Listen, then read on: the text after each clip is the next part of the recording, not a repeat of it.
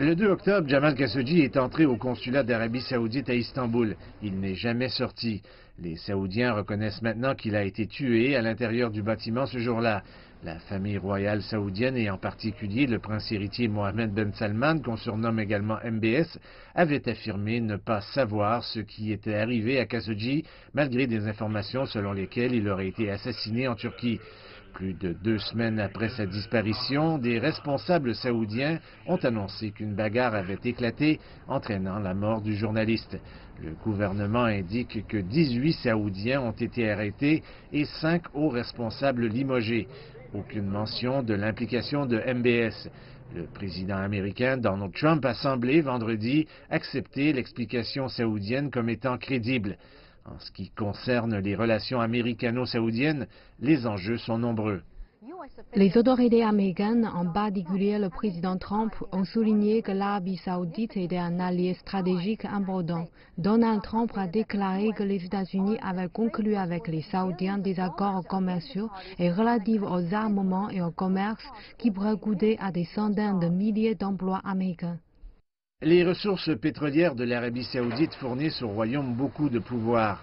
En tant que premier exportateur mondial de pétrole, l'Arabie saoudite a ouvertement utilisé le pétrole comme une véritable arme. L'Arabie saoudite ne l'a pas encore fait, mais si elle limitait la production de pétrole, nous pourrions assister à une hausse significative des prix. Cela créerait une pression inflationniste dans le monde et c'est le principal argument de l'Arabie saoudite. L'Arabie saoudite est également un partenaire stratégique clé des États-Unis en matière de sécurité mondiale, en particulier face à l'Iran. Sous l'administration Trump, il a vraiment fait de l'Arabie saoudite le centre de la campagne américaine pour tenter d'isoler l'Iran. Les Saoudiens travaillent en étroite collaboration avec les États-Unis pour tenter de persuader les populations de la région de ne pas coopérer avec l'Iran et d'isoler l'Iran. Des responsables turcs ont mené leur propre enquête sur la mort de Khashoggi, notamment en effectuant des perquisitions au consulat. Les analystes estiment que l'alliance stratégique entre la Turquie et l'Arabie saoudite constitue un équilibre délicat. La Turquie s'est rangée du côté du Qatar. Ce n'est donc pas comme s'il n'y avait pas eu de tension auparavant, mais il y a quelques investissements saoudiens en Turquie.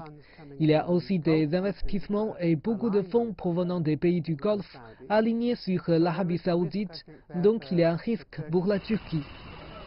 Les Saoudiens doivent encore répondre à de nombreuses questions, notamment sur ce qui est arrivé au corps de Khashoggi. Une fois l'enquête terminée, les responsables turcs et américains pourraient être confrontés à des décisions difficiles quant aux mesures à prendre contre le gouvernement saoudien, le cas échéant.